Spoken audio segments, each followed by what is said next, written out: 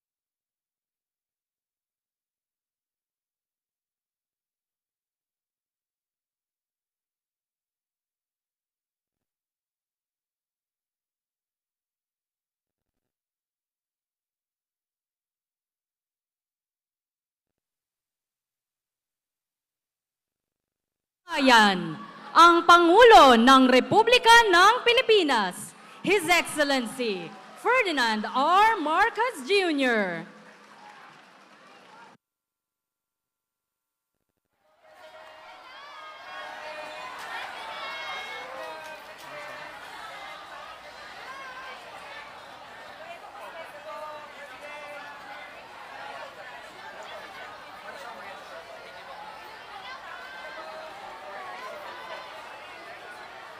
Ganyan kalayo, mas maganda.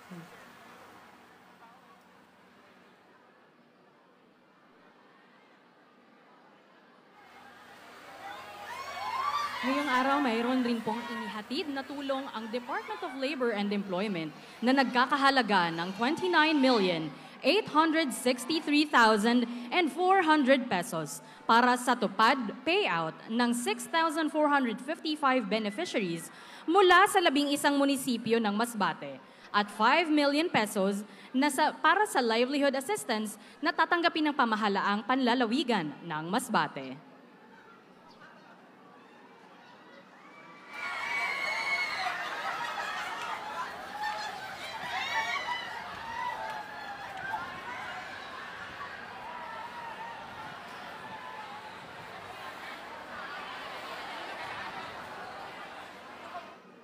Mga kababayan, ang Pangulo ng Republika ng Pilipinas, His Excellency Ferdinand R. Marcos Jr.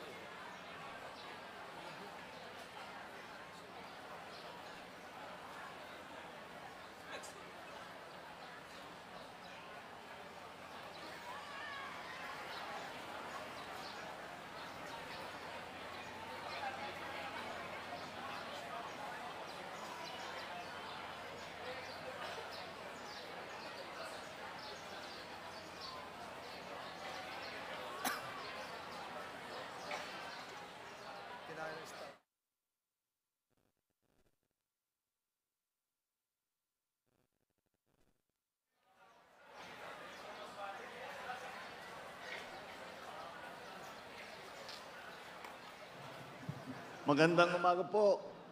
Good morning po sa inyo lahat. Kami po, kung makita po ninyo, Mayor, kung makita po ninyo, pagpunta po namin dito ay kasama po natin ang iba't ibang kalihim ng mga iba't ibang departamento na nandito upang magdala ng tulong dahil napakabigat ang pagkatama ng opong dito, lalo-lalo na dito sa Masbate. Marami pa tayong ginagawa doon sa nakaraan ng bagyo. Hindi pa tayo tapos doon sa nakaraan ng bagyo. Tinamaan na tayo ng panibagong bagyo. Tapos may lindol pa yata nung kagabi. Kaya't nandito kami lahat upang lahat ng pangangailangan ng mga na-displace, yung nawalan ng bahay, wala ng tirahan, ay mabigyan ng tulong. Unang-una, siyempre, ito yung nakikita po ninyo, meron po tayo galing sa DSWD. Nandito po si Secretary Rex Gatchalian ng DSWD. At nauna na siya. Anong kahapon pa yata. Day 1, nandito na siya. At nakapagpadala kaagad nitong ating food pack. Meron tayong family food box. Ito, yung nakikita ninyo, pamimigay natin sa lahat ng mga nangangailangan. At tuloy-tuloy po yan. Hindi lamang ito yung nakikita ninyo sa harap ninyo. Marami po tayo nakareserba dahil kawawa naman ang ating mga kababayan kapag hindi natin natulungan, lalong-lalo na sa oras na ganito. Andiyan po mga food pack, ang PCSO nagpadala rin ng kanilang sariling food pack.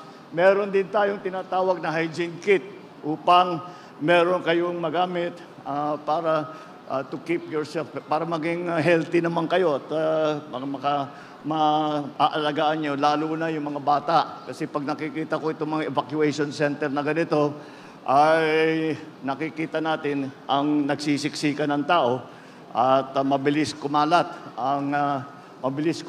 ang sakit kung sakali meron man. Kaya andyan din ang ating mga medical team ng Department of Health para tumingin at tiyakin na kayong lahat ay naaalagaan.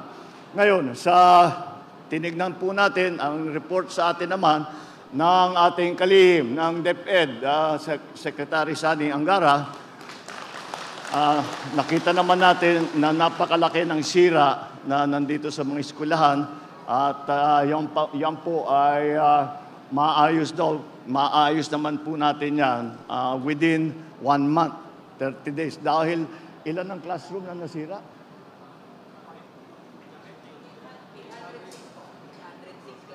806 na classroom ang nasira. Kaya baka matatagalan ng konti, 1 buwan bago makabalik. Ang pinakamalaking problema sa kasalukuyan ay yung kuryente. Dahil yun ang pinakakomplikado. Dahil hindi lang ganun kasimple na ipagkakabit-kabit mo ulit yung mga alambre. Kailangan tiyakin na hindi magkaproblema. Pag inon yung kuryente, baka lumiyab, baka masira, baka mag-short. Kaya kailangan maingat na maingat, kaya baka matagalan ng konti. Ngunit, nakapagpadala na tayo ng generator sa inyong ospital dahil kulang. May generator ang ospital pero kulang. Kaya dinamihan natin ang generator para mas maraming pasyente ang kayang tanggapin ng inyong ospital. Ngayon, dito sa relief naman, yung DOLE, meron silang programa, yung TUPAD, meron binigay, at yung ibang programa, yung GIP, yung, what's the other one? Nakapag-release na sila yung TUPAD para sa mga cash for work, para sa mga livelihood project, para naman makabawi ng 28 million na ang binitawan ng DOLE para sa ating mga naghahanap ulit na makabawi pagkatapos nga ng bagyo. Nag-instruction din ako dahil sa request ng governor ko nag-request, nag-instruct na ako sa DBM bago ako umalis ng Maynila na mag-download ng 100 million na LGSF para meron kayong immediate na magamit na para sa pag-rehabilitation. Kaya po, patuloy po, huwag kayo mag-alala. Patuloy po ang suporta ng pamahalaan hanggat nangangailangan kayo. Kahit na matagalan tayo ng konti dahil hindi pa nyo naaayos ang inyong mga tahanan, nakasupport na kami. Kahit umalis kayo sa evacuation center, pero hindi kayo makauwi sa sarili ninyong mga tahanan, ay tuluyan pa rin magsusupply kami nitong family food pack. Ngunit, kung titingnan din nyo doon sa labas, meron na po tayong water purification, yung mga truck na nandyan, yung Love for All na purification, yun naman ay galing sa First Lady. At naiwan dito at nandyan ginagamit natin. Yung DSWD, para naman, mahirap naman yung kinakain ninyo, puro dilata. So, kaya naglagay po kami ng food truck para may mainit naman. Nandun na, may nakapila na. Bukod pa ron, meron tayong cash assistance. Dahil ang bawat pamilya ay iba-iba ang pangangailangan. Kaya hindi naman basta ito lang ang ating ibibigay. Siguro yung mga gamot ninyo, yung mga bibili nyo baby na pagkain ng bata, lahat yan, hindi lahat ng pamilya pangangailangan yan. Kaya magbibigay kami ng cash assistance. Nandiyan po, yung pumipila po dyan, yan po binibigyan tig sa 10,000 para may cash, may pera na magamit para sa inyong pangangailangan. Kaya huwag kayo pong mag-alala, hindi kayo basta't may iwanan na lang kahit na nakadaan na yung bagyo, nandito pa rin ang inyong pamahalaan. Hindi po kami aalis dito hanggang lahat ng evacuees, lahat ng ating mga tinamaan ng bagyo ay nakatayo na, nakaahon na. At yan po ang aming hangarin ay laging makapagserbisyo pagka lalo na gantong panahon ng bagyo ay kailangan po natin talagang tulungan. Meron pa tayo ito, pang wifi ito, ibibigay natin po dito. Ito yung Starlink na sa satellite para meron tayong telepono, meron tayong email, magagamit po natin ang mga cellphone natin. Kaya yan po ay tuloy-tuloy naman po ang ating ginagawa at kagaya ng aking nabanggit, huwag po kayong mag-alala. At andito po kami at kung ano yung pangangailangan nyo, pagkain, gamot, cash, kung ano man, ay nandito po tayo para tulungan kayo. Kaya konting tiyaga lang po, wala. Ang mahirap dito, wala talaga tayo magawa sa panahon. At kung babagyo, kahit na anong gawin natin. Ang maaari lang natin gawin ay paghandaan, makapag-evacuate. Mukha naman nagawa natin, naka-preemptive evacuation ng probinsya. Pero medyo minalas ang Masbate. Dahil pagpasok ng Opong sa pool, talagang tinamaan ang pinakamalakas na tama. Meron siyempre yung ibang probinsya, Romblon, marami, may tama din sila. Pero hindi kagaya dito sa naranasan ninyo, dito sa Masbate. Kaya dito po kami nauna at tinitiyak po namin na lahat po kayo ay suportado ng mga iba't ibang ahensya ng ating pamahalaan. Kaya wag po kayong magdadalawang isip kung meron kayong pangangailangan, sabihin po ninyo sa sino man na ahensya, sa DSWD, siyempre sa provincial government, sa municipal government, lahat po ay pwede sa city government, lahat po ay wag po kayong magdadalawang isip. Pag may pangangailangan nyo, kung maibigay namin, gagawin namin, ibibigay po namin sa inyo. Kaya konting tiyaga na lang, konting dasal, ay makakabalik din po tayo at nandito po kami sa likod ninyo. Sige, maraming salamat po at good luck po sa inyo lahat. Maraming salamat, mahal na Pangulo.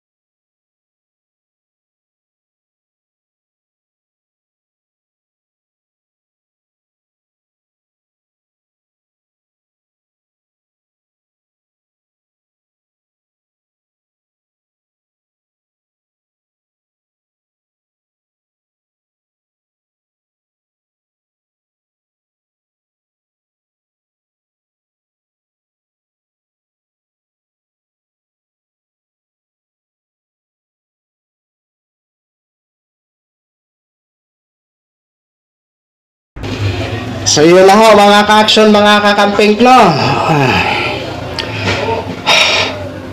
Maraming salamat naman sa iyo Mr. President Bongbong Marcos. Maraming salamat po sa tulong niyo po agad no. At alam ko hindi lang ho ito ang Masbate ang kanyang bibisitahin, maging ang mga apektado din kagabi ng earthquake na 6.9 doon sa Bugo, sa Cebu City. Siguro pupuntahan niya po at ang mga ibang lugar na nasalanta pa rin ng mga bagyo. Diba? Hindi ba ito nakakaramdam ng pagod si Mr. President? Diba? Ito ba yung sinasabi ng mga DDS na tamad ang Pangulo? Walang ginagawa ang Pangulo? Ang kakapal ng mga mukha nyo para magsabi niyan. Diba? Eh ang iniidolo nyo nasaan? Nasaan? Yun ang tanong namin sa inyo. Diba? Tapos pagtatawanan nyo pa sa comment section. Grabe naman yan mga... Anong klaseng mga utak mayroon kayo? Anong klaseng mga puso mayroon kayo? Diba? Aba, kung ganun ang ganun kayo, doon na lang kayo sa ibang lugar, sa ibang bansa tumira. Diba? Mas maintindihan namin kung ibang lahi kayo, Pilipino din kayo eh. Diba? Oo. Eh yung iniidolo nyo nga, ang pangalawang ina ng Pilipinas, hindi nga namin nakikita na ganito ang ginagawa, na pumupunta sa mga nasalanta ng kalamidad. Tapos ibabas nyo pa ang Pangulo, tatawanan nyo pa sa mga comment section kung ano-ano ang sasabihin nyo. Hindi ba pwedeng matuwa na lang kayo? Dahil sa agarang naging aksyon ng Pangulo sa ating mga kababayan. Mga kababayan po natin ang apektado dito, hindi po yan ibang lahi. Kaya sana ganun po ang magiging mindset nyo. Diba? Sa halip na batikusin nyo, pasalamatan nyo. Diba? O yun lang ho mga ka-action, mga kakamping no. Maraming salamat uli kay Mr. President Bongbong Marcos. Okay? So maraming salamat po sa lahat natin ng mga viewers Luzon, Visayas at Mindanao all over the world. Ako po ang inyong lingkod, si The Action Man. Have a good day, everyone.